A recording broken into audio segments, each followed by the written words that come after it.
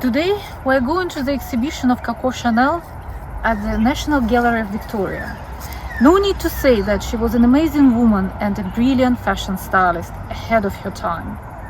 But first, here are curious facts about Coco Chanel and the House of Chanel.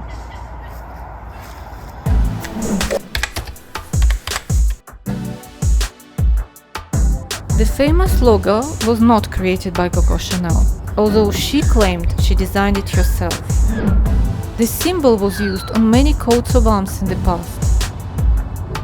Look at this 16th century medallion that belonged to the Queen of France, Catherine de Medici.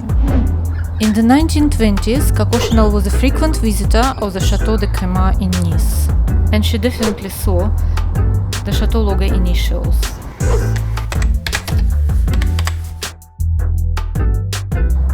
Do you believe that stars advertise for free? Marilyn Monroe popularized significantly Chanel No. 5, and that's what they tell us how it happened. In 1952, when asked in an interview what she wore to bed, Marilyn Monroe responded, So I said Chanel No. 5, because it's the truth. Chanel No. 5 sales skyrocketed. Marilyn Monroe was never asked by the interviewer what she wore to bed. She brought it up herself.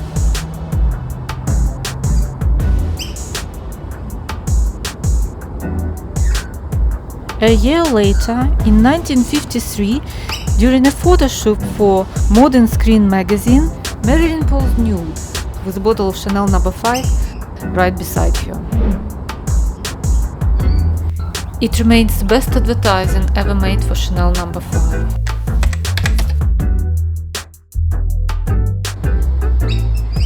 Chanel is an American-Swiss brand, but then we'll tell you about it later on. Let's go to the exhibition.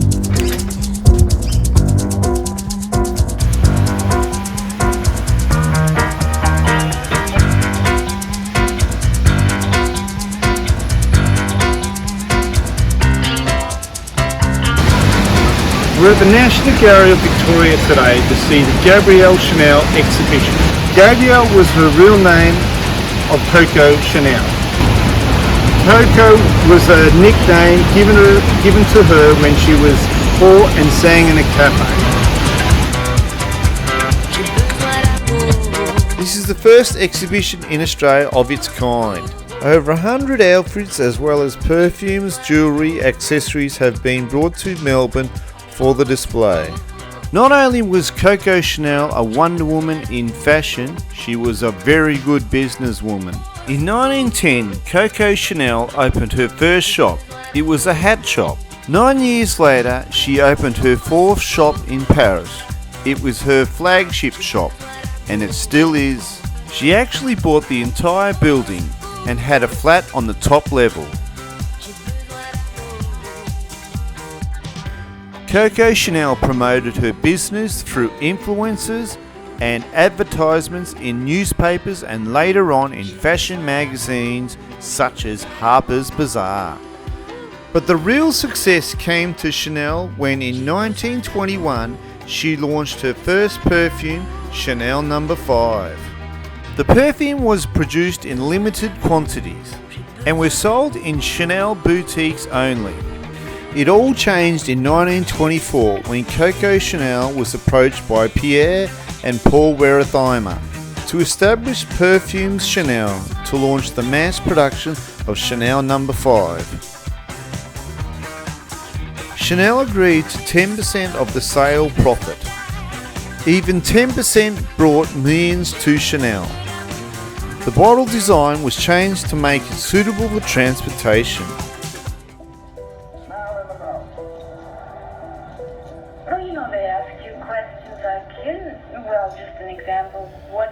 After Marilyn Monroe agreed to advertise Chanel No. 5 perfume, it became legendary. Perfumes and cosmetic sales, especially the No. 5 scent, remain Chanel's biggest business and probably represent around 55% of its revenue. In 1926, Vogue magazine published on its cover a Coco Chanel drawing of a little black dress. The Vogue magazine hailed it as an instant classic and called it Chanel's Ford, after the popular black model T Ford automobile. Like the Model T, the little black dress was simple, accessible for women of all social classes.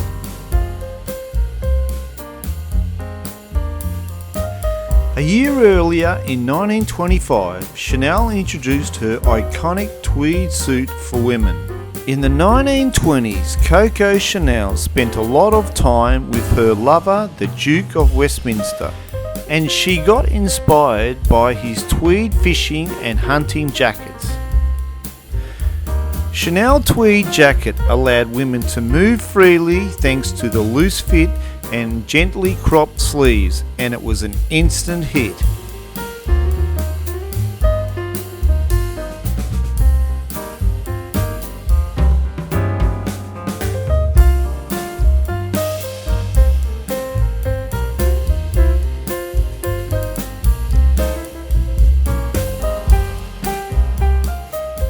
In 1955, when she was 72, Chanel managed to change handbag history by adding a long shoulder strap to her quilted bag.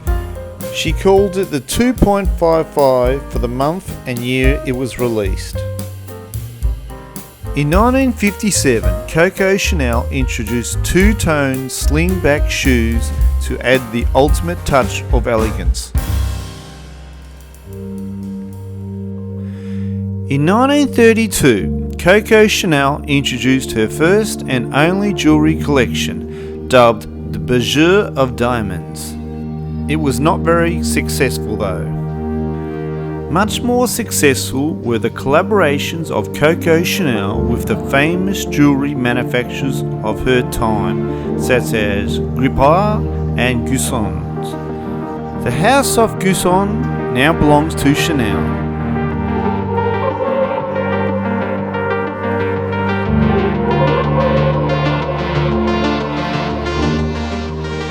Chanel loved lines because that was her star sign, Leo. She loved Byzantine motifs. She loved camellias, which she chose to symbolise her brand.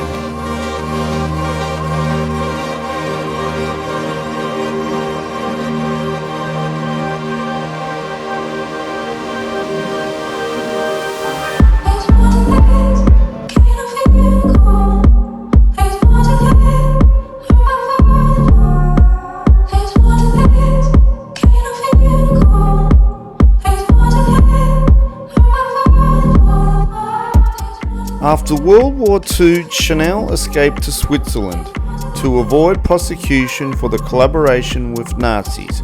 She quit the world of fashion. In 1953, Charles de Gaulle, the President of France, issued a law forgiving all French collaborators.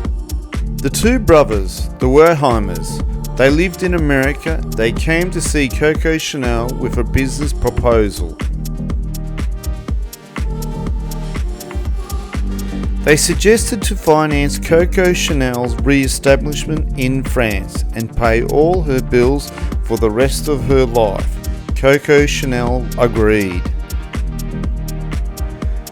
In 1954, the Wertheimers took full control of the House of Chanel. This family still control the entire Chanel empire today.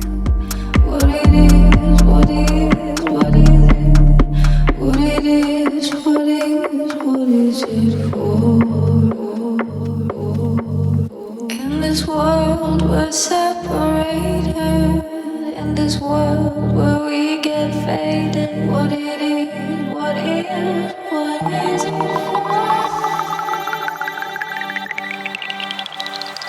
There's one thing, can I feel cold? There's one thing, there's one thing, can I feel cold? There's one thing, there's one thing, can I feel cold?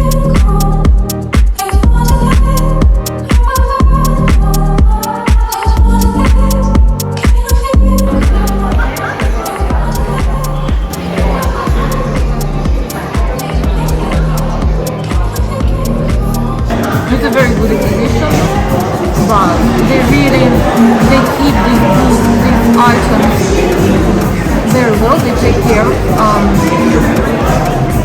your garments, and it's really good. It's really good. It's interesting.